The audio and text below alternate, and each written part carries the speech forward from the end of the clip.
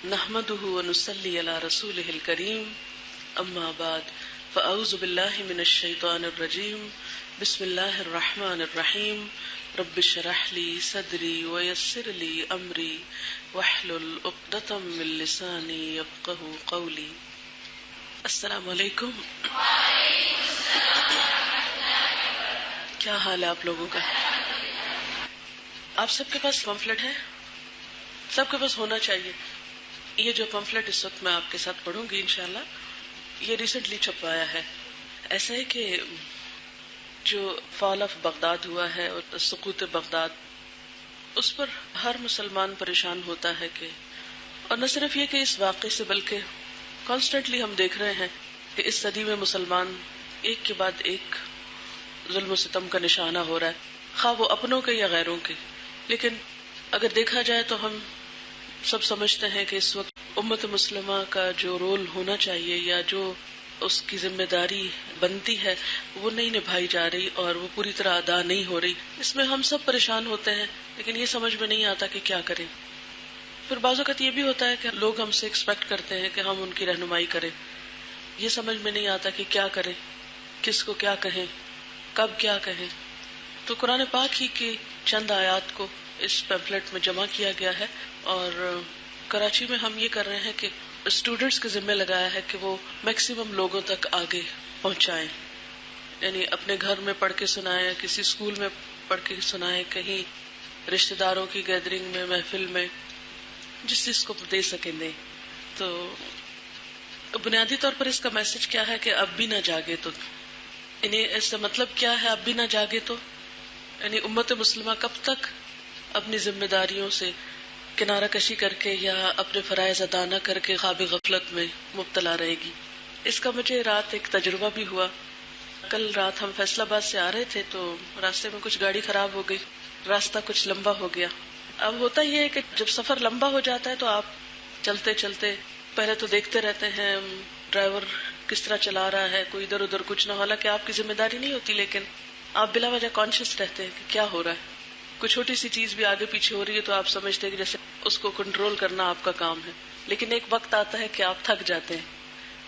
تو ایسے ہی ہوا ہم سب کے ساتھ کہ ہم گاڑی میں جو بھی لوگ بیٹھے ہوئے تھے تو جب سفر کم رہ گیا تو ہم سب سونے لگ گئے، اور اتنی شدت کی نیند تھی کہ جو ڈرائیور اور اس کے ساتھ شخص تھا ان کو نہیں پتا تھا ہمیں جانا کہاں ہے، نا اسلام آباد میں کہاں آنا ہے. انہیں الہدا کا نام بھی نہیں پتا تھا، نہ ہی یہ پتا تھا کسی نے ہمارے لیے وہاں سے ارینج کیا تھا. اب وہ ہم سے پوچھے، اور ہمیں اتنی نیند آئی ہوئی تھی، ہم نے سے کہا کہ آپ اسلام آباد لے چلے. جب اس نے اسلام آباد کا موڑ کاٹ لیا ادھر سے، کہتے ہیں آپ کدھر کو جانا ہے؟ ہم نے کہا ابھی سیدھا ہی چلے، ورنہ 2-3 کٹ آتے ہیں نا. اچھا میرا بالکل دل نہ چاہے کہ میں آنکھیں کھول، ایک تو میری طبیعت بھی کچھ ٹھیک نہیں، تو میں نے کہا آپ سیدھے ہی چلے، ورنہ ہوتا ہی کہ پہلے ہی موڑ سے یا دوسرے سے تو موڑ ہی جاتے ہیں اس طرف، ایک گزرا دوسرا تیسرا. ہم نے کہا 0 پوائنٹ سے موڑ لینا. اس کو کیا پتا 0 پوائنٹ کیا ہے. ہوش ہمیں جب آئی کہ جب 0 پوائنٹ بھی کراس ہو گیا.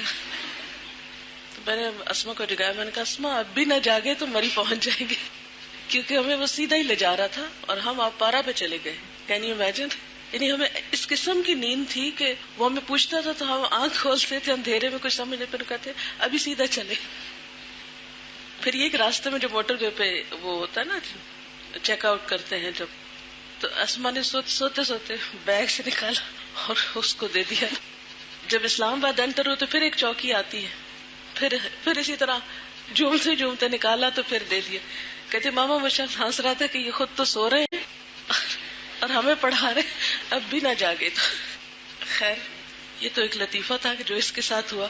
کراچی سے آتے ہوئے بھی الحمدللہ اسی دن یہ چھپ کے آیا تھا، کلاس میں بھی بات ہوئی تھی، اور ہم نے بھی کلی سے شروع کیا.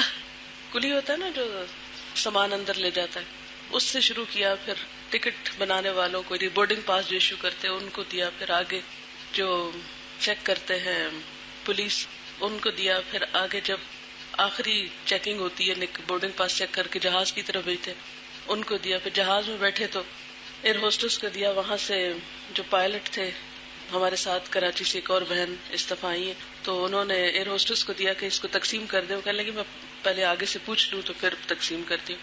جب وہ آگے لے گئے تو انہوں نے پڑھا، انہیں اچھا لگا. انہوں نے کہا کہ جنہوں نے یہ تیار کیا کیا ان سے مل سکتے ہیں؟ تو ایئر ہوسٹس آئی تو میں پھر خیر چلی گئی. تو جا کے کیبن میں جہاں پائلٹ اور کو پائلٹ ہوتے ہیں وہ تھوڑا اور تبصرہ کرنے ایک کہنے لگے کہ میری وائف آپ کی کلاسز میں جاتی ہیں اور آپ تقسیم کر دیں. خیر پھر انہوں نے ادیبہ نے سارے پیسنجرز کو بھی تقسیم کیا. اس کے بعد جب ہم اترے تو اس وقت بھی نکلتے نکلتے جو ہمارے ہاتھ لگا. لیکن الحمدللہ اس میں ایک چیز تھی کہ کچھ لوگوں کو تو آپ دے دیتے ہیں کہ یہ آپ پڑھ لیجئے، لیکن کچھ لوگوں کو آپ ہمیشہ اس طرح کریں، آپ پڑھنا پسند کریں گے، آپ لینا چاہیں گے، کبھی بھی کسی پہ مسلط نہ ہوا کریں یہ آپ ضرور پڑھیں، یہ نہ کہیں کسی کو. پھر وہ کیا ہوتا ہے، ضرور کا ریئیکشن ہوتا ہے، یہ تو کبھی نہیں پڑھیں گے کیونکہ ہم کسی کی بات تو ماننے والے نہیں.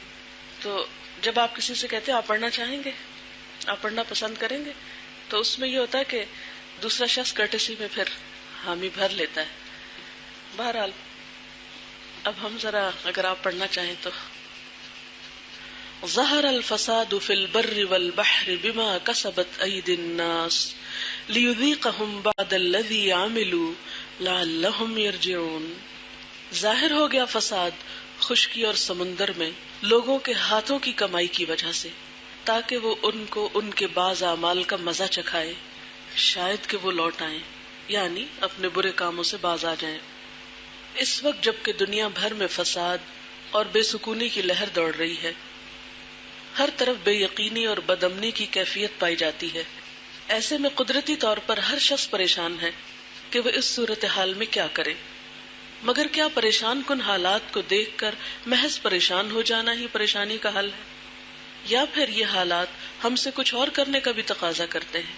ایسے حالات میں ہم کس کی طرف رجوع کریں، یعنی ہمیں کیا کرنا چاہیے، کس سے پوچھیں، کس سے مدد مانگیں، کون ہماری رہنمائی کرے؟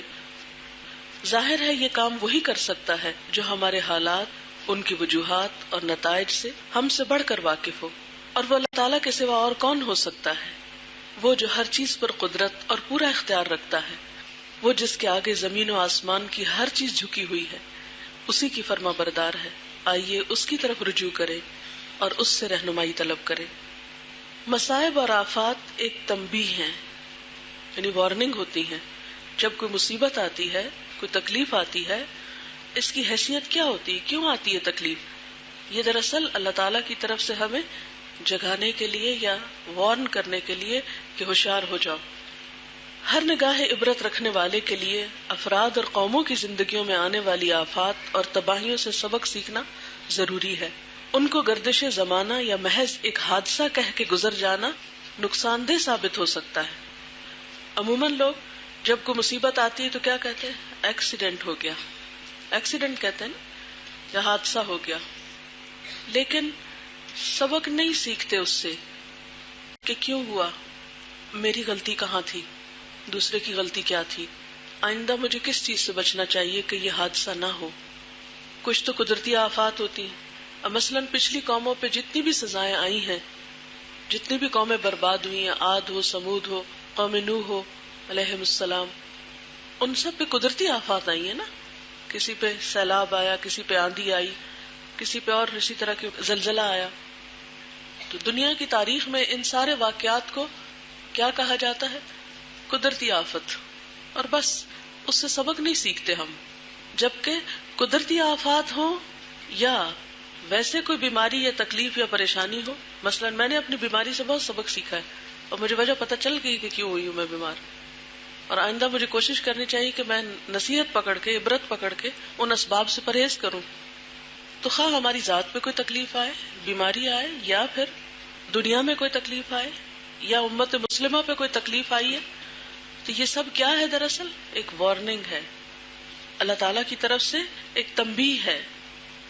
ان مصیبتوں کو گردش زمانہ یا محض ایک حادثہ کہہ کے گزر جانا نقصان دہ ثابت ہو سکتا ہے. ارشاد باری تعالیٰ ہے وَلَنُذِيقَنَّهُم مِّنَ الْعَذَابِ الْأَدْنَىٰ دُونَ الْعَذَابِ الْأَكْبَرِ لَعَلَّهُمْ يَرْجِعُونَ. اس بڑے عذاب سے پہلے ہم اسی دنیا میں کسی نہ کسی چھوٹے عذاب کا مزہ انہیں چکھاتے رہیں گے، شاید کہ یہ رجوع کر لیں، یعنی اپنی غلطیوں سے سبق سیکھ کر یہیں توبہ کر لیں، یہیں اصلاح کر لیں. لیکن عموماً ہماری ذات پہ کوئی تکلیف آتی ہے تو ہم کہتے ہیں وائرس پھیلا ہوا ہے، اور یہ کہہ کہ اپنے آپ کو بچا جاتے ہیں. ٹھیک ہے، وائرس کس نے پھیلایا، وہ کہاں سے آ گیا؟ اور اس نے مجھے کو کیوں اٹیک کیا، اوروں کو کیوں نہیں کیا؟ کوئی کمزوری تو میرے اپنے اندر ہے نا، کوئی وجہ تو ہے. لیکن عموماً ہم وجہ نہیں تلاش کرنا چاہتے اور نہ اصلاح چاہتے ہیں اس کی. اچھا، اسی طرح اب مثلاً بغداد پہ اگر ایک آفت آئی تو ہم اگر صرف چند اقوام کو بلیم کرتے رہے، امت مسلمہ پہ جہاں بھی کوئی مصیبت آئے ہم کہیں فلاں جگہ فلاں کا قصور ہے، فلاں جگہ فلاں کی سازش ہے، تو کسی کو سازش کرنے کا موقع ملے کیوں؟ سازشیں تو ہمیشہ سے ہوتی آئی ہیں، کوئی نئی ہو رہی ہیں. کیا نبی صلی اللہ علیہ وسلم کے خلاف سازشیں نہیں ہوئی تھی؟ لیکن اللہ تعالیٰ نے آپ کو کس طرح ان سازشوں سے محفوظ رکھا؟ کبھی غور کیا ہم نے؟ کیا وجہ ہے کہ آج کے مسلمان ہی سازشوں کا شکار ہو رہے ہیں؟ اللہ تعالیٰ کیوں نہیں ہماری حفاظت کرتا؟ وجہ ہمارے اپنے اندر ہے، کمزوری اپنے اندر ہے، لیکن ہم نہیں اسے جاننا چاہتے اور نہ دور کرنا چاہتے ہیں. سب سے آسان طریقہ کیا ہوتا ہے کہ دوسرے کو بلیم کر دیا جائے، قصور دوسرے پہ ڈال دیا جائے اور خود اپنے آپ کو بری ذمہ قرار دے دیا جائے. اس سے نقصان سراسر پھر اپنا ہوتا ہے. تو جب تک امت مسلمہ اپنی ناکامی کے اسباب جان کر ان کی اصلاح نہیں کرے گی، اس وقت تک حالات نہیں بدل سکتے. آفات سے بچنے کا نسخہ کیا ہے؟ قرآن پاک میں اللہ تعالیٰ فرماتے ہیں فَلَوْلَا كَانَتْ قَرْيَةٌ آمَنَتْ فَنَفَعَهَا إِيمَانُهَا إِلَّا قَوْمَ يُونُسَ لَمَّا آمَنُوا كَشَفْنَا عَنْهُمْ عَذَابَ الْخِزْيِ فِي الْحَيَاةِ الدُّنْيَا وَمَتَّعْنَاهُمْ إِلَىٰ حِينٍ. چنانچہ کوئی بستی ایمان نہ لائی کہ ایمان لانا اس کو فائدہ دیتا یا اس کے لیے نفع مند ہوتا، سوائے یونس علیہ السلام کی قوم کے. جب وہ ایمان لے آئے تو ہم نے رسوائی کے عذاب کو دنیاوی زندگی میں ان پر سے ٹال دیا اور ان کو ایک وقت خاص تک کے لیے زندگی سے فائدہ اٹھانے کا موقع دیا. گویا اللہ تعالیٰ پر ایمان اور اس کی اطاعت کا راستہ ہی کامیابی کا راستہ ہے. حل کیا ہے؟ رب کی طرف پلٹ آئیں. وَأَنِيبُوا إِلَىٰ رَبِّكُمْ وَأَسْلِمُوا لَهُ مِن قَبْلِ أَن يَأْتِيَكُمُ الْعَذَابُ ثُمَّ لَا تُنصَرُونَ. پلٹ آؤ اپنے رب کی طرف اور مطیع بن جاؤ اس سے پہلے کہ تم پہ عذاب آ جائے اور پھر کہیں سے تمہیں مدد نہ مل سکے. اچھا آپ دیکھیں، ہم سب چھوڑیں باقیوں کو، اپنا اپنا جائزہ لیں، میں اپنا آپ اپنا. ہم سب اس بات کو تو مانتے ہیں نا کہ ہمارے ایمان کا لیول اوپر نیچے ہوتا رہتا ہے.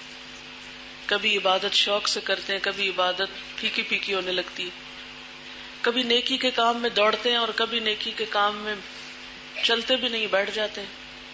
ایسا ہوتا ہے کسی کے ساتھ؟ آپ میں سے سب کے ساتھ ہوتا ہے نا. اس کو آپ کیا نام دیتے ہیں؟ یہ کیا چیز ہوتی ہے؟ اللہ کی رحمت؟ اس کو آپ اللہ کی رحمت کہیں گے اپنے اوپر؟ اس کو کیا نام دیں گے؟ یہ کیا چیز ہوتی ہے؟ میں تو کہتی ہوں کہ یہ اللہ کی ناراضگی کا ایک انداز ہے. نیکی کی توفیق ملنا، نیکی کے قابل ہونا اللہ کی خاص رحمت سے ہوتا ہے، توفیق سے ہوتا ہے. اور نیکی کے کام سے محروم ہونا، نیکی کے کام میں پیچھے ہو جانا، نیکیوں میں پیچھے چلے جانا، آپ اس کو اللہ کی رحمت کہیں گے؟ نہیں. اچھا جب ایسا ہونے لگتا ہے تو پھر ہم کیا کرتے ہیں؟ حل کیا ڈھونڈتے ہیں؟ اس کا علاج کیا کرتے ہیں؟ یہ بھی ڈپریشن کا ہی ایک مائنیوٹ سا دورہ ہوتا ہے نا. عموماً ہم کیا کرتے ہیں؟ لوگوں پہ نظر ڈالتے ہیں، کون ہماری مدد کرے. کرتے ہیں نا ایسا؟ اس کے پاس روتے ہیں، اس کے پاس روتے ہیں، اس کو اپنا حال سناتے ہیں، اس کو سناتے ہیں، راہ چلتے ہر ایک کو کہتے رہتے ہیں ہمارا ایمان بڑا کمزور ہو رہا ہے. کیا اس سے حل ہو جاتا ہے؟ مجھے یہ بتائیے کہ کتنی دفعہ ایسا ہوا کہ آپ کا ایمان کمزور ہو اور آپ لوگوں سے اس کا شکوہ کریں اور لوگ آپ کو علاج بتا دیں اور اس کا حل آپ کو مل گیا. کم از کم مجھے تو کبھی نہیں ایسا فائدہ ہوا. مجھے تو ایسا کرنے سے الٹا زیادہ نقصان ہوتا ہے. میں پتہ کیا کرتی ہوں؟ انیبوا الی ربکم، فوراً اللہ کی طرف رجوع، استغفار کی کثرت، نفل حاجت. یا اللہ ان گناہوں کی بھی معافی دے جو ہم نے کیے اور ہم جانتے ہیں ہم نے کیے، اور ان کی معافی بھی دے دے جو ہم نے کیے اور ہمیں پتہ بھی نہیں ہم نے کیے. بجائے اس کے کہ ہم اس سے ذکر کریں، اس کو وائرس لگائیں، اس کو کریں، اس کو کریں، کیوں نہ اللہ کی طرف رجوع کریں. ہماری کمزوریوں کا سب سے بڑا علاج، خواہ وہ ایمان کی کمزوری ہو یا نیت اور ارادے کی کمزوری ہو نیکی کے کام میں، یا عبادت کے لطف میں کمزوری ہو، یا شوق سے دین کا کام نہ ہو رہا ہو، دین کے کام میں دل نہ لگ رہا ہو، جیسے قرآن پڑھنے میں دل نہیں لگ رہا، تفسیر سننے میں دل نہیں لگ رہا، لکھنے کو دل نہیں چاہ رہا، یہ ساری جو بیزاری کی کیفیتیں ہیں، اور بیزاری بھی دین کے کام میں، اس سے بڑی کوئی سزا ہو سکتی ہے ہمارے لیے کہ ہم اپنی زندگی ضائع کر لیں، اللہ کی نعمت کی ناقدری کریں؟ قرآن پاک میں اللہ تعالیٰ فرماتے ہیں یعرفون نعمت اللہ ثم ینکرونہا، اللہ کی نعمت کو پہچانتے ہیں پھر اس کا انکار کر دیتے ہیں، گویا پہچانتے ہی نہ ہو۔ ینکرونا نکرہ کس سے ہے؟ معرفہ کا اپوزٹ ہوتا ہے نا، یعرفون اور ینکرونا دونوں ایک دوسرے کے اپوزٹ ہوتے ہیں۔ اللہ کی نعمت پہچانتے ہیں، کیا اللہ کا دین اللہ کی نعمت نہیں؟ کیا قرآن کی مجلس میں آنے کی توفیق مل جانا، اس کا راستہ مل جانا، وقت اور زندگی اور صحت کا مل جانا، یہ اللہ کی نعمتیں نہیں کہ جس نے ہمیں یہاں لا کے بٹھایا ہے یا نہیں؟ اسے آپ نعمت نہیں کہیں گے؟ پھر یہاں آ کے دل کا نہ لگنا، اسے عذاب نہیں کہیں گے؟ کیا کہیں گے عذاب کے علاوہ؟ اللہ کی ناراضگی نہیں ہے، لیکن ہم نہیں پہچانتے۔ اس کا حل کیا ہے؟ کثرت سے استغفار، اللہ کے آگے بیٹھ کے روئیں، کسی سے ذکر کرنے کی ضرورت نہیں۔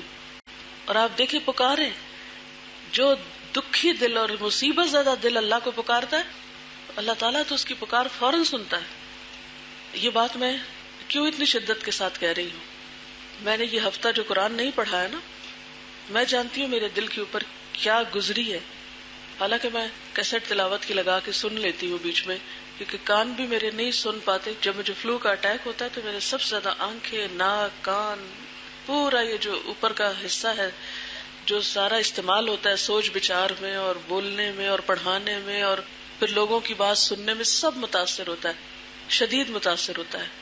لہذا ایون ذکر تک کرنا میرے لیے دوبھر ہو جاتا ہے۔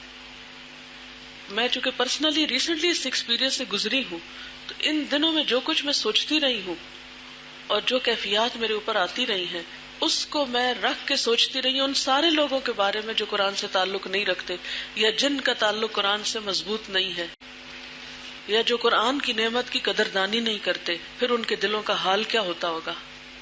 تو بہت سی باتیں اللہ تعالیٰ نے دل میں ڈالی ہیں، شاید اور میرے ذریعے لوگوں کو سکھانا چاہتا ہے، اور سب سے پہلے خود مجھے کو، کیونکہ ایک اچھا ہر وقت اللہ کی محبت میں دھڑکنے والا اور خوش رہنے والا اور ایمان کے ساتھ چلنے والا دل کیا محسوس کرے کہ کس کا دل مردہ ہے یا کس کا دل ڈاواں ڈول ہے، یا وہ کیفیت کیا ہوتی ہے۔ تو اس بیماری نے مجھے اس ڈاواں ڈول دل، اس مردہ دل، اس بیمار دل، اس دین میں دلچسپی نہ رکھنے والے دل کی کیفیات سمجھائی ہیں، اور اسباب مجھے اللہ تعالیٰ نے سجھائے ہیں کہ کیا گزرتی ہوگی وہ لوگ، زندہ کس طرح رہتے ہیں، وہ زندوں میں مردہ لاشیں ہیں جو قرآن کے بغیر دل ہے۔ میں نے وہ حدیث پڑھی تھی، اس کا ترجمہ ہے وہ دل جس میں قرآن کا کوئی حصہ نہیں، وہ ویران گھر کی طرح ہے۔ ویران گھر کی طرح ہے وہ دل جس میں قرآن نہیں نا۔ اور قرآن کا حال کیا ہوتا ہے؟ اگر آپ اس کو مضبوط نہیں پکڑتے تو وہ اس اونٹ سے بھی زیادہ تیزی سے نکل جاتا ہے جو رسی توڑا کے جاتا ہے، جس کی رسی کھول دی جائے تو وہ جتنی تیزی سے بھاگ جائے گا، گم جائے گا آپ سے، یہ بھی اتنی تیزی سے نکلتا ہے۔ میں جس کا دن رات پڑھنا پڑھانا کئی سالوں سے الحمدللہ یہی ہے، اگر ایک ویک کی بریک آتی ہے اس میں تو حال کیا ہوا ہے۔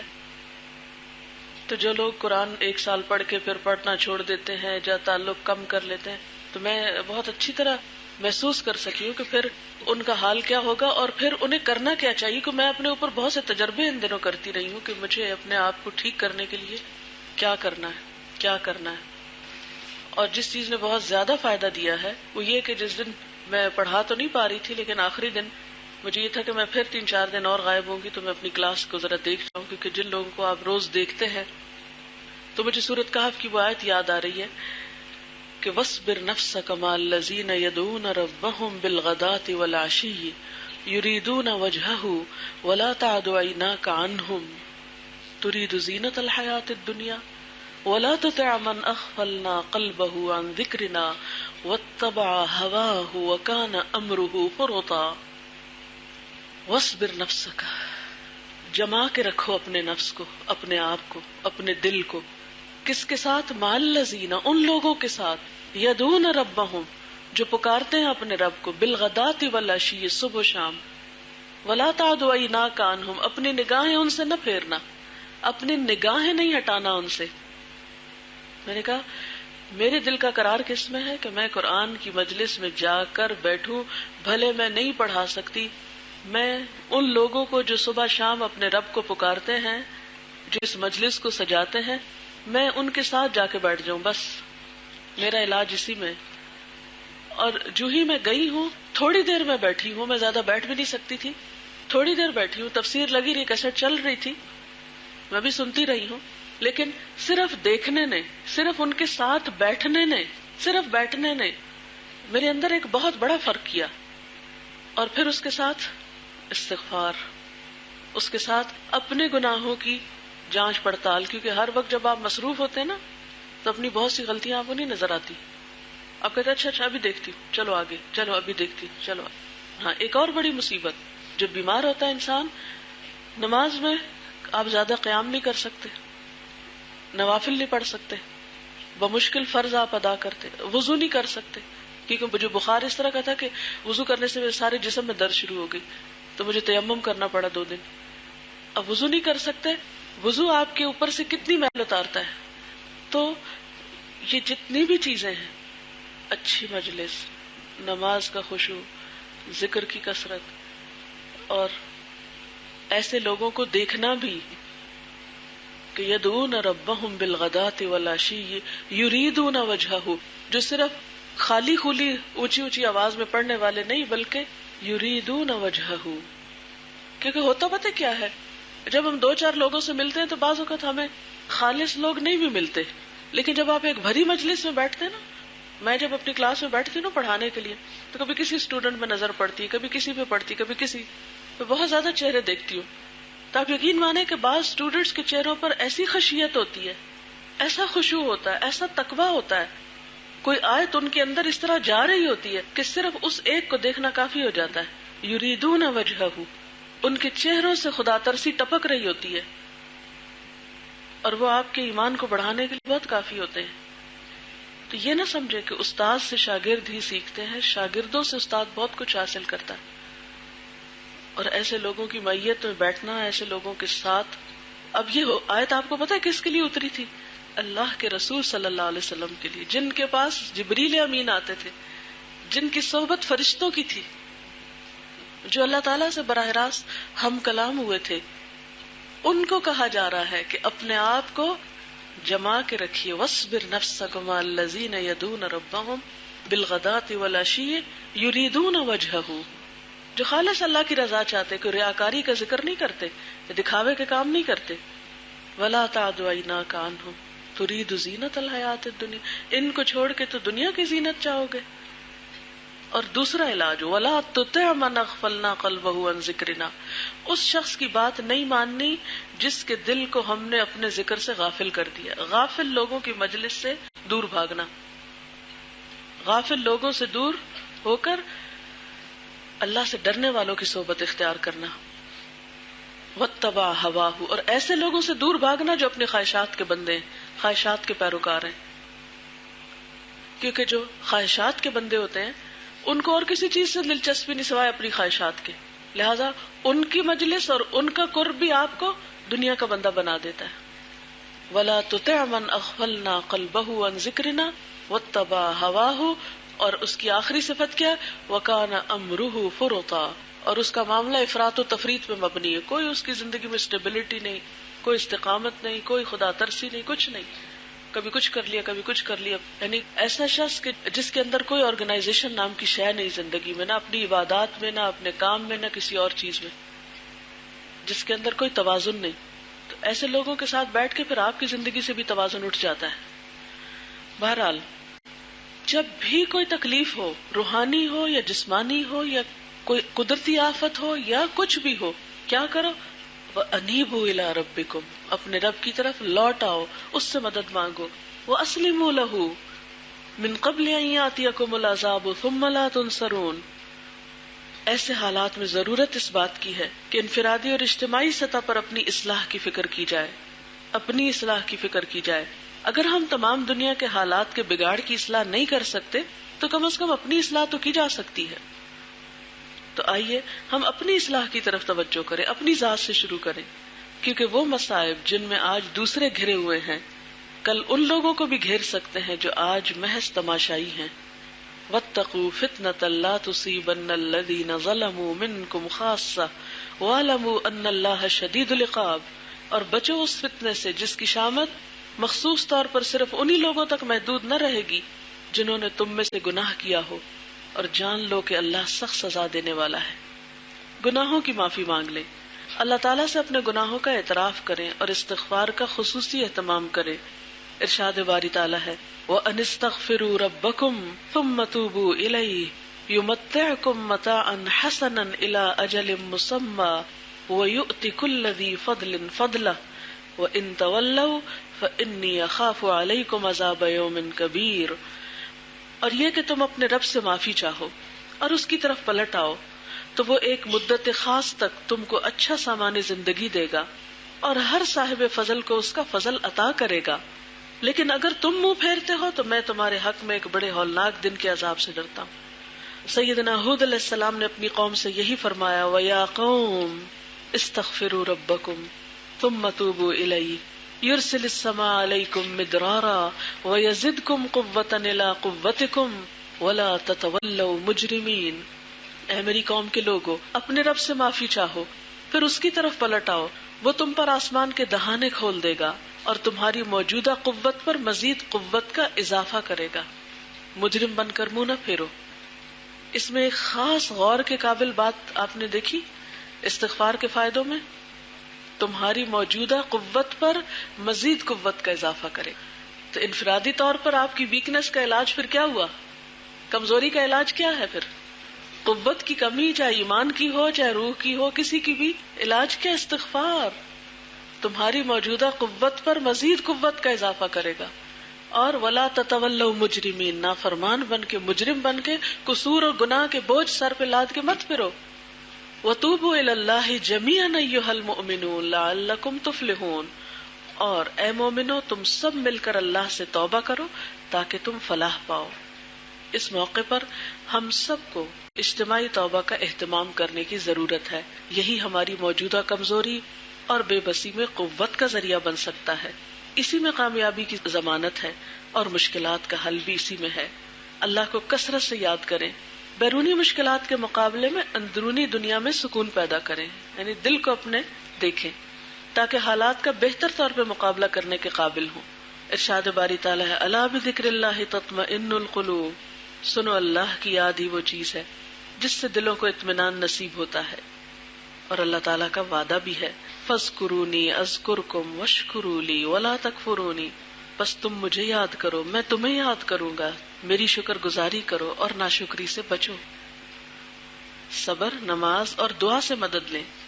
یا ایھا الذین آمنوا استعینوا بالصبر والصلاۃ ان اللہ مع الصابرین. اے لوگو جو ایمان لائے ہو، صبر اور نماز سے مدد لو، اللہ صبر کرنے والوں کے ساتھ ہے. غیر معمولی حالات کچھ غیر معمولی عبادت کا تقاضا کرتے ہیں. نمازوں کو وقت کی پابندی اور خشوع کے ساتھ ادا کرنے کی کوشش کریں. نوافل اور خصوصاً تہجد اور نماز توبہ وغیرہ کا اہتمام کریں. اور ان مواقع پہ یہ قرآنی دعا کثرت سے مانگے ربنا افرغ علینا صبرا وثبت اقدامنا وانصرنا علی القوم الکافرین. اے ہمارے رب، ڈال دے ہم پر صبر اور جما دے ہمارے قدم، کیونکہ اگر ہمارے قدم ڈگمگانے لگے دین کے راستے سے تو ہمارا انجام کیا ہوگا. اور کافر قوم پر ہماری مدد فرما، یعنی اس کے خلاف. خصوصاً فتنوں سے بچاؤ اور اپنے ایمان کی حفاظت کے لیے اللہ تعالیٰ سے دعائیں مانگے. مصیبت زدہ لوگوں کے لیے بھی کثرت سے دعائیں مانگے اور اپنی استطاعت کے مطابق جس قسم کی بھی عملی مدد ظلم کو روکنے اور مظلوم کی امداد کے لیے ممکن ہو کریں. رسول اللہ صلی اللہ علیہ وسلم نے ارشاد فرمایا دعا نازل شدہ آفات اور جو ابھی نازل نہیں ہوئی سب کے لیے فائدہ مند ہے، لہٰذا اے اللہ کے بندو دعا ضرور کیا کرو. تو آپ دیکھیں ہماری ساری کمزوری کا علاج کیا ہے؟ استغفار میں، دعا میں. جب جہاں دیکھیں مشکل پڑی ہے پلٹے فوراً اللہ کی طرف. اس کو تو پکارتے نہیں، اس سے تو مدد مانگتے نہیں، لوگوں کی تلاش میں رہتے ہیں کہ لوگ ہماری مدد کریں. یاد رکھیں لوگوں سے بھی مدد مانگنی ہو تو پہلے اللہ سے مانگ کے لوگوں کے پاس جایا کریں تاکہ بھٹکنے سے بچے. قرآن پاک ذریعہ نجات ہے. قرآن پاک ذریعہ نجات ہے. رسول اللہ صلی اللہ علیہ وسلم نے فرمایا ان قریب ایک بڑا فتنہ سر اٹھائے گا. صحابی نے عرض کیا اس فتنے میں ذریعہ نجات کیا ہوگا؟ یعنی دنیا میں جتنے بھی فتنے آئیں گے نجات کس سے ملے گی؟ آپ صلی اللہ علیہ وسلم نے فرمایا اللہ کی کتاب. اس میں تم سے پہلے گزرے ہوئے لوگوں کے حالات ہیں, تم سے بعد ہونے والی باتوں کی خبر ہے, تمہارے آپس کے معاملات کا فیصلہ ہے. جو کوئی اسے چھوڑ کر کسی اور بات کو اپنی ہدایت کا ذریعہ بنائے گا اللہ اسے گمراہ کر دے گا. اللہ کی مضبوط رسی یہی ہے, یہی حکمتوں سے بھری ہوئی یاد دہانی ہے, یہی بالکل سیدھی راہ ہے. جس نے اس کے ساتھ بات کی سچ کہا, جس نے اس پہ عمل کیا اجر پائے گا, جس نے اس کی بنیاد پہ فیصلہ کیا اس نے انصاف کیا. ارشاد باری تعالی ہے کتاب انزلناہ الیک مبارک لیدبروا آیات ولیتذکر اولو الالباب. یہ ایک بڑی برکت والی کتاب ہے جو ہم نے تمہاری طرف نازل کی ہے تاکہ یہ لوگ اس کی آیات پر غور کریں اور عقل اور فکر رکھنے والے اس سے سبق لیں. لہذا ضرورت اس بات کی کہ اس کتاب کو پڑھا اور سمجھا جائے, اس کے پیغام کو دوسروں تک پہنچایا جائے, اس کی رہنمائی میں زندگی گزارنے کے اصول طے کیے جائیں. رسول اللہ صلی اللہ علیہ وسلم نے فرمایا خیرکم من تعلم القرآن وعلمہ, تم میں سب سے بہتر وہ لوگ ہیں جو قرآن کا علم حاصل کریں اور دوسروں کو اس کی تعلیم دیں. نیکی کے کاموں میں جلدی کریں, نیکی کے کسی موقع کو ہاتھ سے نہ جانے دیں, مہلت عمل نہ جانے کب ختم ہو جائے. رسول اللہ صلی اللہ علیہ وسلم نے فرمایا بادروا بالاعمال فتنا کقطع اللیل المظلم, اے لوگو جلدی کرو اعمال خیر کرنے میں ان فتنوں سے پہلے جو تاریک رات کے ٹکڑوں کی طرح ہر طرف چھائے ہوئے ہوں گے. حقوق العباد کی ادائیگی پہ خاص توجہ دیں, انسانوں کے حقوق ادا کرنے میں تاخیر نہ کریں. بندوں کو حقوق سے محروم کرنا ظلم ہے اور ظلم کی سزا دنیا اور آخرت دونوں میں ملتی ہے. رسول اللہ صلی اللہ علیہ وسلم نے فرمایا ظلم کرنے سے بچو, اس لیے کہ قیامت والے دن ظلم اندھیروں کا باعث ہوگا. پھر صدقہ و خیرات کا خصوصی اہتمام کریں. بلاؤں اور آفات سے بچنے کے لیے صدقے سے بڑھ کے کوئی چیز فائدہ مند نہیں. آپ نے فرمایا صدقہ خیرات دینے میں جلدی کرو, اس لیے کہ بلا صدقے سے نہیں بڑھتی, یعنی آگے نہیں جا سکتی. صدقہ اللہ کے غضب کو ٹھنڈا کرتا ہے اور بری موت کو دور کرتا ہے. نیکی کا حکم دے, برائیوں سے روکے. کنتم خیر امۃ اخرجت للناس تأمرون بالمعروف وتنہون عن المنکر وتؤمنون باللہ, تم بہترین امت ہو جسے لوگوں کے لیے پیدا کیا گیا. تم نیک باتوں کا حکم دیتے ہو اور برائی سے روکتے ہو اور اللہ پر ایمان رکھتے ہو. اور انسان خسارے سے بچ نہیں سکتا جب تک کہ یہ چار کام نہ کرے. والعصر ان الانسان لفی خسر الا الذین آمنوا وعملوا الصالحات وتواصوا بالحق وتواصوا بالصبر. زمانے کی قسم بے شک انسان سراسر نقصان میں ہے سوائے ان لوگوں کے جو ایمان لائے اور نیک عمل کیے, جنہوں نے ایک دوسرے کو حق کی تلقین کی اور ایک دوسرے کو صبر کی نصیحت کی. رسول اللہ صلی اللہ علیہ وسلم نے فرمایا قسم ہے اس ذات کی جس کے ہاتھ میں میری جان ہے, تم ضرور نیکی کا حکم دو گے اور ضرور برائی سے روکو گے, ورنہ قریب ہے اللہ تعالیٰ تم پر اپنی طرف سے کوئی عذاب بھیج دے, پھر تم اس سے دعائیں کرو گے لیکن وہ قبول نہ کی جائیں گی. تو جہاں انسان برائی دیکھے اس کو روکنے کی کوشش کرے. مسلمانوں کی صفوں میں اتحاد پیدا کریں. اللہ تعالیٰ کی ذات اور اس کے کلام سے مضبوط تعلق ہی مسلمانوں کو ایک دوسرے سے جوڑ سکتا ہے. واعتصموا بحبل اللہ جمیعا ولا تفرقوا, سب مل کر اللہ کی رسی کو مضبوط پکڑ لو, تفرقے میں نہ پڑو. تعصب, جلد بازی, بد اخلاقی, زبان درازی اور غیبت سے بچیں. اختلاف کے باوجود خیر خواہی, وسعت قلبی یعنی دل کا بڑا کرنا اور احترام انسانیت ملحوظ رکھیں. بے بنیاد باتوں, بے فائدہ تبصروں اور بحث مباحثے سے پرہیز کریں. ہر قسم کے حالات میں خواہ غم ہو یا خوشی, امن ہو یا جنگ, تعمیری کاموں کی رفتار میں کمی نہ آنے دے. موجودہ پریشانی بیکاری کو جنم نہ دے, کیونکہ جب ہم پریشان ہو کے بیٹھ جاتے ہیں تو کام چھوڑ دیتے ہیں اور اس سے نقصان پہ نقصان بڑھتا جاتا ہے. مایوس نہ ہو, اللہ پر بھروسہ رکھیں. قرآن پاک میں اللہ تعالیٰ فرماتے ہیں ان ینصرکم اللہ فلا غالب لکم وان یخذلکم فمن ذا الذی ینصرکم من بعدہ وعلی اللہ فلیتوکل المؤمنون. اللہ تمہاری مدد پر ہو تو کوئی طاقت تم پہ غالب آنے والی نہیں ہے، اور وہ تمہیں چھوڑ دے تو اس کے بعد کون ہے جو تمہاری مدد کر سکتا ہو؟ بس جو سچے مومن ہیں ان کو اللہ ہی پر بھروسہ رکھنا چاہیے، کیونکہ ہر نفع نقصان کا مالک تو اللہ ہے۔ ہر معاملے میں تعمیر اور اصلاح کی عملی تدابیر اور بھرپور کوششوں کے ساتھ اللہ تعالیٰ کی ذات اور اس کی قدرت پر مکمل یقین اور بھروسہ رکھیں۔ اللہ کے وعدے سچے ہیں۔ یا ایھا الذین آمنوا ان تنصروا اللہ ینصرکم ویثبت اقدامکم، اے لوگو جو ایمان لائے ہو، اگر تم اللہ کی مدد کرو گے تو وہ تمہاری مدد کرے گا اور تمہارے قدم مضبوط جما دے گا۔ وَلَيَنْصُرَنَّ اللَّهُ مَن يَنْصُرُهُ إِنَّ اللَّهَ لَقَوِيٌّ عَزِيزٌ، اللہ ضرور ان لوگوں کی مدد کرے گا جو اس کی مدد کریں گے، یعنی اس کے دین کی مدد کریں گے۔ اللہ بڑا طاقتور اور زبردست ہے۔ وَلَا تَهِنُوا وَلَا تَحْزَنُوا وَأَنْتُمُ الْأَعْلَوْنَ إِن كُنتُم مُؤْمِنِينَ، دل شکستہ نہ ہو، غم نہ کرو، تم ہی غالب رہو گے اگر تم مومن ہو، لیکن اگر ہم نے اللہ کا راستہ چھوڑ دیا تو اس کی مدد پھر ہمارے لیے کہاں سے آئے گی؟ سوچنے کی بات تو یہ ہے نا کہ ہم اس کے دین کی مدد نہیں کرتے، اس کے لیے خالص نہیں ہوتے، اس سے توقع رکھتے ہیں کہ وہ خود بخود ہی ہماری مدد کرتا رہے بغیر ہمارے کچھ کیے۔ صرف باتیں ہی نہیں، ٹھوس کام بھی چاہیے۔ ضرورت اس بات کی ہے کہ ہم اپنا طرز عمل بدلیں، نعرے بازی، لفاظی، جذباتیت کی بجائے ٹھوس بنیادوں پہ کام کرنا ہوگا، محض مذمت اور ندامت میں مبتلا رہنے کی بجائے، کیونکہ عموماً ہم جب کوئی غلط کام دیکھتے تو صرف کرٹیسائز کرتے ہیں، مذمت کرتے ہیں، یا یہ کہ اپنے سے غلطی ہو جائے تو نادم ہوتے رہتے ہیں، اصلاح کوئی نہیں کرتے۔ تعلیم، ریسرچ، ٹیکنالوجی جیسے، یعنی بطور امت خود کو ٹیکنالوجی جیسے ہتھیاروں سے لیس کرنا ہوگا، علم اور تحقیق کو زاد راہ بنا کر اقتصادی اور دفاعی میدانوں میں خود کو مضبوط بنانا ہوگا۔ ہر میدان میں ہر چیلنج سے نبٹنے کے لیے خود کو عملی طور پہ تیار کرنا ہوگا۔ ارشاد باری تعالیٰ، ان اللہ لا یغیر ما بقوم حتی یغیروا ما بانفسہم، اللہ کسی قوم کے حال کو نہیں بدلتا جب تک کہ وہ خود اپنے اوصاف نہیں بدل دیتے۔ خدا نے آج تک اس قوم کی حالت نہیں بدلی، نہ ہو جس کو خیال آپ اپنی حالت کے بدلنے کا۔ آئیے ہم سب اپنا ذاتی جائزہ لیں۔ کیا میں نے وقت ضائع کرنا چھوڑا؟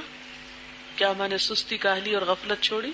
کیا میرے تعمیری کاموں یعنی ذاتی اصلاح کی کوشش، خیر کے کاموں میں آگے بڑھنے کی رفتار میں تیزی آئی؟ کیا میرے معمولات، تفریحات، دعوتیں، شاپنگ، گپ شپ، اس میں کچھ تبدیلی آئی؟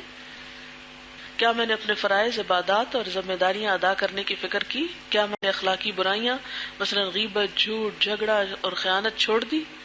میں نے اللہ تعالیٰ کے دین کی خدمت کے لیے کیا قربانی کی؟ اگر آج مجھے موت آ جائے تو کیا میں اللہ تعالیٰ سے ملاقات کے لیے تیار ہوں؟ اگر ہم خود کو نہیں بدل سکتے تو دنیا کے حالات کیسے بدل سکتے؟ اب آپ میں سے کوئی کچھ کہنا چاہے تو یو آر ویلکم۔ جو لوگ ہاسٹل میں ہیں اس کو گھر پوسٹ کر دیں خط میں ڈال کے، اور ان کو آگے لکھ دیں کہ آگے 10 لوگوں کو پڑھ کے سنا دیں۔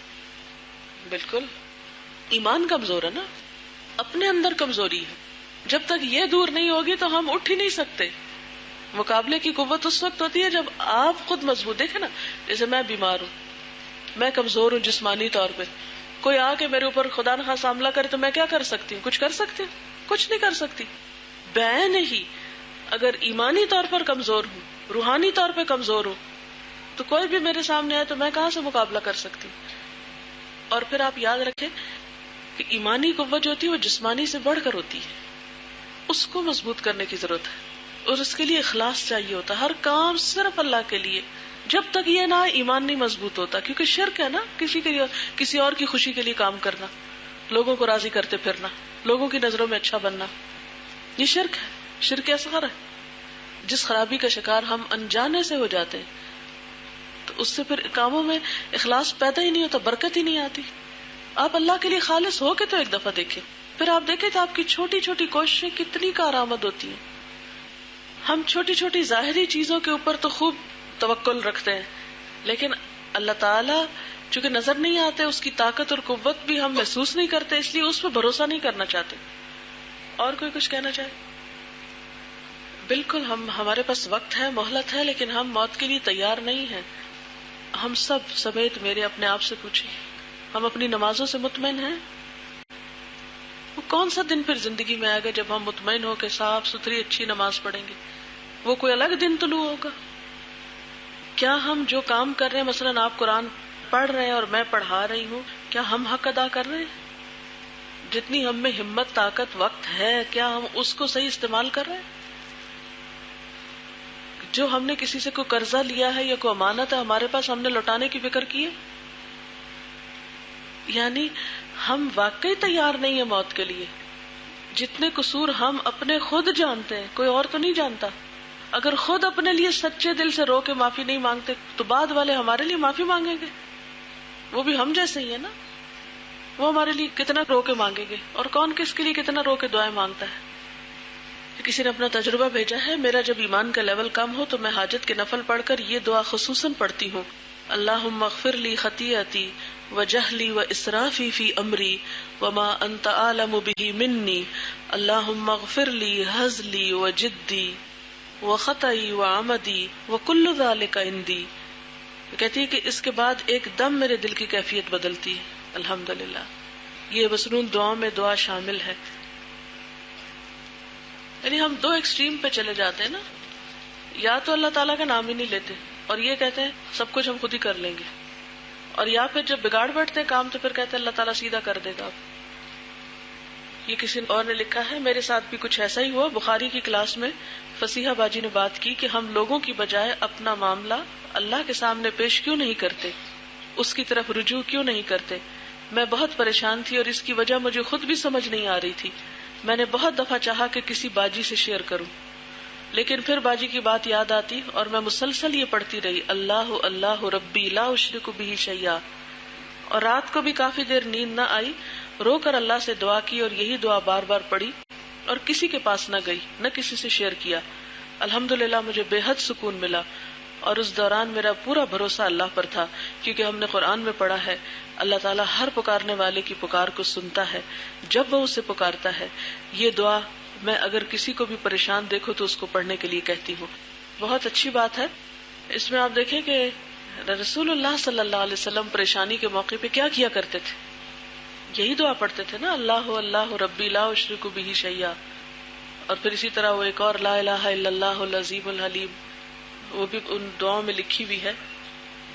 ہم سمجھتے ہیں کہ مصیبت جو ہے نا وہ صرف کوئی پیسے کھو گئے تو مصیبت ہے، یا کوئی چیز ٹوٹ گئی تو مصیبت ہے، یا کوئی فوت ہو گیا تو مصیبت ہے. کیا نماز میں دل نہ لگنا ایک مصیبت نہیں ہے؟ نماز قضا ہو جانا مصیبت نہیں ہے؟ نماز کو فوت ہونا کہتے ہیں. فوت ہونا، انسان فوت ہو جائے تو ہم دنوں روتے رہتے ہیں، نماز فوت ہو جائے پرواہ نہیں. یعنی فرائض میں کوتاہی ایک بہت بڑی مصیبت ہے. آپ کو پتا ہے کہ آپ صلی اللہ علیہ وسلم نے فرمایا کہ جس کی عصر کی نماز فوت ہو جائے کأنما وطر اہلہ ومالہ، گویا کہ اس کے گھر والے اور اس کا مال برباد ہو گئے. اتنی بڑی آفت ہے. اور ہم کئی دفعہ آرام سے دوپہر کو خوب کھانا کھایا، مزے سے سوئے، ایسا سوئے کہ شام تک سوئے رہے، اٹھے تو کہا اوہو آج تو عصر کی نماز ہی نہیں پڑھی، اور ہنس ہنس کے اس کو بتایا اس کو بتایا، آج تو میں ایسی سوئی مجھے تو عصر کی نماز ہی نہیں مجھ سے پڑی گی. حالانکہ گناہ ہو جائے تو اس کی تشہیر کرنا اس سے بھی بدتر ہے. جو لائٹلی دوسروں سے ذکر کر رہا ہے اوہو میری تو نماز ہی نہیں ہوئی آج، اس کا مطلب وہ دوسروں کو بھی ایک غلط بات بتا رہا ہے کہ نماز ختم ہو جائے تو کوئی افسوس کی بات نہیں، بس ٹھیک ہے جو ہو گیا سو ہو گیا. کبھی ایسا ہوا کہ ہماری کوئی نماز قضا ہوئی اور ہم نے کسی سے ذکر کیا ہو آج میری نماز قضا ہو گئی، تو کسی نے آگے سے افسوس کا اظہار کیا؟ کبھی ہوا؟ کوئی بھی نہیں. ہمیں اندازہ ہی نہیں کہ ہم کتنے بڑے لاس سے گزرتے ہیں، کیونکہ دنیا میں رزلٹ نظر نہیں آتا نا. ان ساری چیزوں کو پڑھ کر دل کو بہت تسلی ہوئی. اللہ نے راستے بتا دیے ہیں، ہر طرح سے رہنمائی کی ہے. اب پہلا قدم مجھے اٹھانا ہے، پہلی کوشش میری اور پھر اللہ کی مدد آئے گی. بالکل. اسے لکھا first I started pleasing my people but now I started pleasing to my loving اللہ.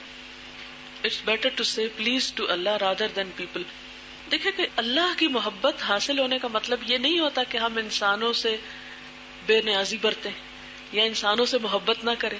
آپ کو پتا ہے کہ اللہ کی خاطر انسانوں سے محبت کا بھی بہت اجر ہے، لیکن اللہ کی خاطر ہو عموماً ہوتی ہمارے اپنے نفس کی خاطر ہے، اور اس کے اوپر لیبل ہم بڑا سا لگا دیتے ہیں اللہ کی خاطر ہے، حالانکہ ساری اپنے نفس کی بات ہوتی ہے. تو اس میں بھی فرق کرنے کی ضرورت ہے. انسانوں کو پلیز کہنے میں کوئی حرج نہیں ہے، وَاعْتَصِمُوا بِحَبْلِ اللَّهِ جَمِيعًا، ہم یہ آیت کافی دفعہ پڑھ چکے ہیں مگر عمل نہیں کرتے. اس وقت ادھر بھی کتنے ہی لوگ ہوں گے جو ایک دوسرے سے ناراض ہوں گے. میرا کہنے کا مطلب یہ ہے کہ پہلے ہم مسلمانوں کے آپس کے تعلقات درست کرنے چاہیے. انہوں نے بالکل صحیح کہا ہے. آپ کو پتا ہے کہ تعلقات کا بگاڑ جو ہے آپس میں، وہ کس چیز کو بگاڑ دیتا ہے؟ آپس میں مسلمانوں کے تعلقات کا بگاڑ کس چیز کا بگاڑ بنتا ہے؟ پورے دین کا بگاڑ. پتا ہے آپ کو؟ وہ ایک حدیث ہے، اس وقت تو میرے پاس نہیں ہے، آپ کو بھی یاد ہی ہوگی کہ آپ صلی اللہ علیہ وسلم نے آپس کا جو بگاڑ یا فساد ہے اس کو الحالقہ کہا ہے. حالقہ، مونڈ دینے والی، صفائی کر دینے والی. لوگوں کو آپ نے فرمایا کہ بالوں کو مونڈنے والی چیز نہیں بلکہ یہ تو دین کو مونڈ ڈالتی ہے. یعنی انسانوں کا جو انسانوں کے ساتھ آپس کا بگاڑ ہوتا ہے نا، یعنی باہمی تعلقات کا اچھا نہ ہونا، ایک دوسرے سے بدگمانی رکھنا، ایک دوسرے کے لیے دل میں نفرت رکھنا، ایک دوسرے کو معاف نہ کرنا، دل تنگ کرنا، تکبر کا مظاہرہ کرنا، دوسروں کو اکڑ کے دکھانا کہ مجھے نہیں پرواہ تمہاری، مجھے نہیں ضرورت تمہاری. یہ کیا رویہ ہے؟ مومن تو مومن کے لیے کیا ہوتا ہے؟ کندھے جھکا کے رکھنے والا، یا مومن مومن کے لیے اکڑ دکھانے والا. کہیں پڑھا آپ نے؟ اور کون انسان ایسا ہے جس سے کبھی کوئی دوسرے کے لیے قصور نہ ہوا ہو؟ کبھی ہوا؟ کیا مجھ سے کسی اور کے لیے کبھی کوئی ایسی بات نہیں ہوئی؟ کبھی میں نے کسی کا دل نہیں دکھایا ہوگا؟ تو اگر کسی نے میرا دکھا دیا تو قیامت آ گئی. کیا ہوا؟ اگر میں چاہتی ہوں کہ میں نے کسی کو ستایا تو وہ مجھے معاف کر دے، تو کیا میرے اندر یہ ظرف نہیں ہونا چاہیے کہ میں بھی پھر لوگوں کو معاف کر دیا کروں؟ کبھی آپ سوچے تو کہ اتنا دل کو میلا رکھ رکھ رکھ کے، اتنا گند اٹھا کے کس کا نقصان کر رہے ہیں ہم؟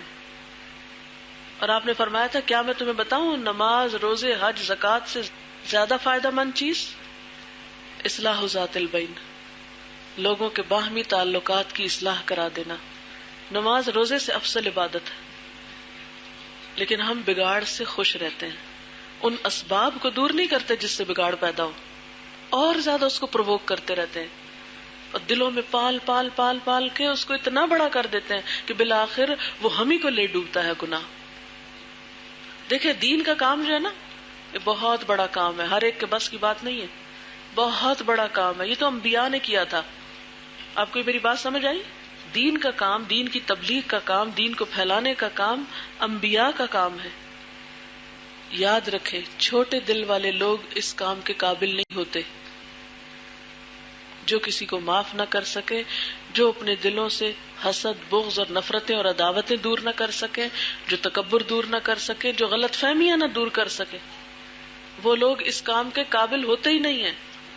وہ ہلکے ہوتے ہیں نا، ہلکے پیٹ، ہلکے دل. وہ پھر جو بھی چیز ہلکی ہوتی ہے وہ اٹھا کے پھینک دی جاتی ہے، پھک جاتی، ادھر ادھر لگ جاتی. جیسے پانی بہ رہا ہوتا ہے نا، تو چند تنکے اگر آ جائیں اس میں تو کبھی وہ ادھر چپٹ جاتے ہیں، کبھی ادھر چپک جاتے ہیں، کہیں کسی پانی کے ریلے میں ادھر ادھر گر جاتے ہیں، ختم ہو گئے. تو اگر ہم لوگوں کا بھی ظرف بہت چھوٹا ہے، اگر دل بڑے چھوٹے ہیں، نظریں بڑی کوتاہ ہیں، کسی کو معاف نہیں کر سکتے، کسی کے لیے دل میں جگہ نہیں بنا سکتے، پھر ہم اس کام کے قابل نہیں. اور کوئی اور کرے، بہت سارے کام ہے دنیا میں. تو اگر ہم واقعی چاہتے ہیں نا اللہ یہ خدمت ہم سے لے، تو اتنا بڑا دل کرنا پڑے گا، اتنا بڑا کرنا پڑے گا کہ زخم کھا کے بھی معاف کرتے جانا پڑے گا. اور یہ سوچ کر کہ انسان ہے، یہ نہیں غلطیاں کریں گے تو کون کرے گا؟ ان سب نے غلطیاں کرنی. ایکسپیکٹ کیا کرے لوگوں سے، فرشتہ بننے کی بجائے ان کی غلطیوں کو ایکسپیکٹ کریں. اور میں ہر وقت ذہنی طور پہ تیار رہتی ہوں کسی نہ کسی کی کوئی غلطی نظر آ جائے اور میں اس کو وہی معاف کروں. میں لوگوں کے اچھے سلوک کی بجائے لوگوں سے نفرتیں ایکسپیکٹ کرتی ہوں. میں لوگوں سے خیرخواہی کی بجائے لوگوں سے دشمنی ایکسپیکٹ کرتی ہوں. پھر اللہ ماشاءاللہ جو اچھا کر دے تو بہت ہی دل خوش ہوتا ہے. پھر چھوٹی سی بھی کسی کی بھلائی مجھے بہت اچھی لگتی ہے، یہ بہت اچھا ہے، کیونکہ اتنوں نے دکھ دیا، اگر یہ مجھے خوش کر رہا ہے تو یہ بہت ہی اچھا ہے. لیکن اگر میں الٹا ایکسپیکٹ کروں کہ سب لوگ میرے ساتھ بہت اچھا کریں تو پھر شاید کوئی کرے تو ہر وقت کڑتی جلتی رہوں گی نا، آگے تو نہیں کوئی کام کر سکوں گی. اور اگر سارے لوگ فرشتے تو مجھے تو تبلیغ کی ضرورت ہی نہیں، گھر بیٹھنا چاہیے. یہاں آنے کی کیا ضرورت ہے؟ یا کہیں بھی جانے کی، کل فیصلہ آباد تھی آج جاؤں، کل انشاءاللہ پنڈی گھیب جانا، تو کیا ضرورت ہے گھومنے پھرنے کی؟ گھر بیٹھے ہیں سب لوگ، فرشتے ہیں بیٹھے ہوئے اپنے گھروں میں. ہم سب میں کوتاہیاں نا، ہم سب کو ایک دوسرے کو یاد کرانے کی ضرورت ہوتی ہے. ہم سب ایک دوسرے سے سیکھتے ہیں، میں آپ سے سیکھتی ہوں، آپ مجھ سے سیکھتے ہیں. اسی میں ہماری اصلاح اور اسی میں بھلائی اور اسی میں کامیابی. کسی نے لکھا ہے جب میرے اعمال اچھے ہوتے ہیں تو میں بہت خوش ہو جاتی ہوں، اس کے نتیجے میں ایک دم فوراً عمل میں کمی آتی ہے. یہ بالکل صحیح لکھا ہے انہوں نے، اس لیے کہ اللہ تعالیٰ کو اپنا اچھا ہونا بالکل پسند نہیں کہ کوئی اپنے آپ کو اچھا سمجھے. یہ اس کی سزا ہوتی ہے، یہ اعجاب بالنفس ہوتا ہے. میں بڑی شے فوراً آئے گی، فوراً پلٹے گی. اس لیے الحمدللہ کہہ کے توبہ استغفار شروع کر دے کر، یا اللہ توبہ کہ میرے دل میں خیال ہی کیوں آیا. پھر میں سوچتی ہوں یہ کیا ہوا، تو مجھے اندازہ ہوتا ہے کہ میں نے دعا کرنا کم کی ہے یا اپنے اچھے عمل کو اپنی توفیق سمجھنے لگی تھی. پھر اللہ سے دعا کرتی ہوں اور اس سے توفیق مانگتی ہوں، تو اللہ تعالیٰ وہ عمل بعض اوقات کرواتا ہے جس کا مجھے پھر خود بھی اندازہ نہیں ہوتا. الحمدللہ اللہ نے آپ کو اتنی اچھی سوچ دی، اللہ تعالیٰ استقامت دے. آج سورۃ توبہ مکمل ہوئی، ساتھ ہی کلاس میں یاد دہانی کہ اللہ کے آگے توبہ کرنی ہے، کیونکہ آج ہم نے پڑھا ہے وَظَنُّوا أَن لَّا مَلْجَأَ مِنَ اللَّهِ إِلَّا إِلَيْهِ، جو 3 صحابہ کا واقعہ پڑھا ہے. لہٰذا فاتخذہ وکیلا، یعنی ہم اللہ کا دین چھوڑ کر، اللہ کی کتاب چھوڑ کر، اللہ کا راستہ چھوڑ کے جانا کہاں ہے ہم نے؟ اللہ ملجا من اللہ الا الیہ، کوئی ٹھکانہ ہے ہی نہیں سوائے اس کے کہ اسی کے دامن میں پناہ لے. ہمارے بعض ایسے گناہ تھے جو ماضی میں ہو چکے، لوگوں کو اچھی بات بتانے میں ہیزیٹیشن ہوتی ہے، اپنا آپ بتاتے ہوئے بہت مجرم محسوس ہوتا ہے. دیکھیں کہ توبہ جو ہے وہ سارے گناہوں کو معاف کرتی ہے. 99 لوگوں کا جو قاتل تھا، توبہ سے اس کا گناہ بھی معاف ہو گیا تھا. اس لیے امید رکھا کریں ہمیشہ. اور دوسرا یہ کہ کسی کو بھی اپنے گناہوں کی لسٹ بتانے کی ضرورت نہیں. بعض اوقات ہم بے وقوفی کرتے ہیں، اپنے گناہ دوسروں کو بتا کے سمجھتے ہیں اب ہم معاف ہو جائیں گے. کسی کو ضرورت نہیں بتانے کی، آپ کا اور اللہ کا معاملہ ہے، بس ختم. ہوتا پتہ کیا ہے، پہلے گناہ کرتے ہیں، اس کی ایک ندامت ہوتی ہے، اس کو مٹانے کے لیے کسی کو بتاتے ہیں، الٹا اور ندامت لے کے آتے ہیں، اور پھر ایک اور خوف کہ پتہ نہیں اب یہ کسی اور کو نہ بتا دے. کیا حاصل ہوا؟ توبہ التائب من الذنب کمن لا ذنب له، گناہ سے توبہ کرنے والا ایسا ہے گویا اس نے گناہ کیا ہی نہیں. اسی لیے میں نے یہ جو لیفلیٹ اس میں لکھا ہوا نا کہ محض ندامت اور مذمت اور یہ چیزیں کرتے رہنے سے نہیں کام بنتا. بس ٹھیک ہے ہوئی، اور اس کا حل کیا ہے؟ اب اپنے عمل کو درست کر لیا جائے. دین کا کام دوسروں کے مقابلے پہ نہ کرے، اور یہ نہ کرے کہ لوگ میرے ہی پاس آئیں اور جو میں کر رہی ہوں وہی سب کچھ نہیں. آپ اپنا کام کرتے چلے جائیں اور لوگوں کو ان کا کام کرنے دیں. اگر کہیں کو غلطی دیکھیں تو آسان طریقے سے اصلاح کر دیں. کوئی مان جائے تو شکریہ، نہیں مانے تو اس کو اس کے حال پہ چھوڑ دیں. لست علیہم بمسیطر انما انت مذکر لست علیہم بمسیطر. آپ کا کام ہے نصیحت کرنا، آپ کا یہ کام نہیں کہ دوسروں کے سر پہ سوار ہو جانا. کوئی مان جائے تو ٹھیک، نہیں مانتا تو اپنا اللہ کو جواب دے گا، ہمارا کیا. اس پہ انشاءاللہ پھر بات کروں گی. یہ جو بات انہوں نے کی ہے نا کہ مقابلے پہ کام کرنا اور یہ کہ میری تعریف ہو، قرآن پاک میں ایک آیت آتی ہے انما بغیکم علی انفسکم. بغی کا معنی سمجھتے ہیں کہ نہیں آتا؟ نہیں پڑھا؟ میرا خیال ہے کہ 10 بارے میں بغی کا لفظ تو آ جاتا ہے. سرکشی. شاباش. بغی کا لفظی معنی ہوتا ہے چاہنا، ٹو ڈیزائر، کچھ تلاش کرنا.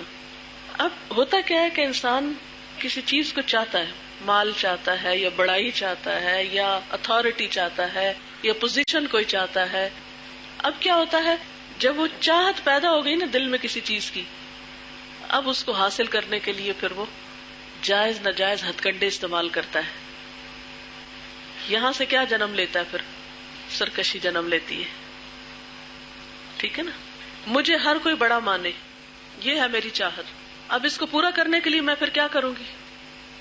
اس کو ذلیل کروں گی، اس کو لیٹ ڈاؤن کروں گی، اس کو کرٹیسائز کروں گی، اس پہ باتیں بناؤں گی اس کو، تاکہ سارے جو ہے نا وہ ذلیل و خوار ہوں اور میں سب سے بڑی نظر آؤں.